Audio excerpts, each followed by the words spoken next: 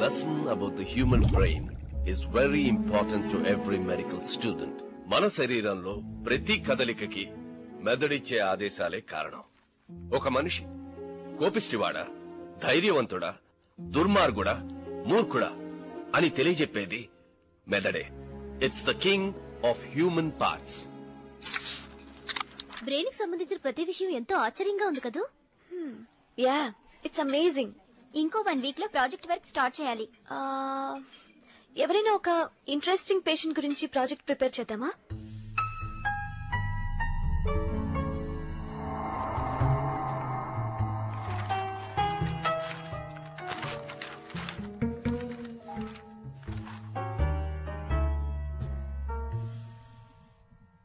Hey, see this one.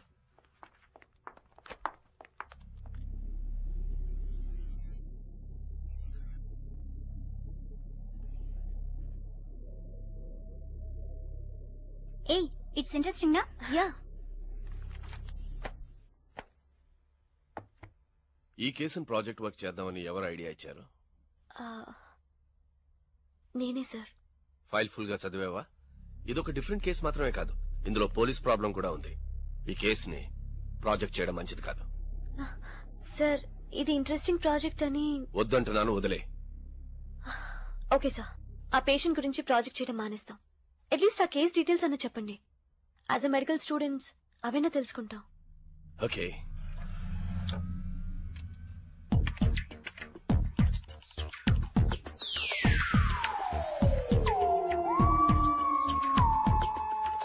ఈ patient పేరు సంజయ్ రామస్వామి.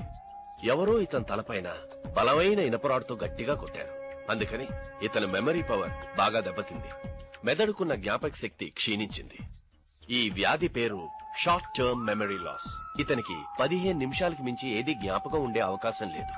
ఎవరితోనైనా 15 నిమిషాలు మాట్లాడితే మొదటి నిమిషం ఏం మాట్లాడాడో మర్చిపోతాడు. మరి అతనికి పరిచయం ఉన్న వాళ్ళు, ఫ్రెండ్స్ అన్ని 15 నిమిషాల్లో మర్చిపోతూ ఉంటాడు. మెదడుకు దెబ్బ తగిలిన ఆ ఒక్క సంఘటన మాత్రమే జ్ఞాపకం ఉంటుంది. ఆ నిమిషంలో అతను చూసిన వ్యక్తుల మొహాలు మెదడులో ముద్రపడి ఉంటాయి. బాగా ఆకలేసినప్పుడు తినాలన్న ఫీలింగ్, మాట్లాడే భాష, బండి నడపడం, ఈ విషయాలన్నీ అతని మనసులో, అది సబ్ కాన్షియస్ మైండ్ లో రిజిస్టర్ అయ్యి గనక ఇలాంటి వాటికి ఏ ప్రాబ్లం రాదు. ఇన్ఫాక్ట్ ఇతను లెఫ్ట్ హ్యాండ్ అలవాటు ఉన్నవాడు. ఇప్పటికి కూడా ఆ లెఫ్ట్ హ్యాండ్ అలవాటు అలాగే ఉంది. ఎక్కడికైనా బయటకు వెళ్ళటం, ఏమైనా తెచ్చుకోవటం, ఇలాంటి విషయాలన్నీ ఎలా మేనేజ్ చేస్తారు సార్? చిన్నపిల్లలకి కొట్టుకెళ్లి ఏదైనా తీసుకురమని చెప్తే మర్చిపోకూడదని మనసులో పదే పదే అదే మాట అనుకుంటూ వెళ్తారు. ఈ పేషెంట్ కూడా తను చేయాల్సిన పనిని తనలోనే పదే పదే అనుకుంటూనే ఉండాలి. డైలీ చేయాల్సిన పనులన్నీ రాసి పెట్టుకుని ఆ ప్రకారమే చేయాలి. డైలీ చేసే ఇలాంటి పనులు కూడా ఇంత కష్టపడి చేసుకోవాల్సి వస్తుందంటే పాపం ఇప్పుడు అతను ఏం చేస్తున్నాడు?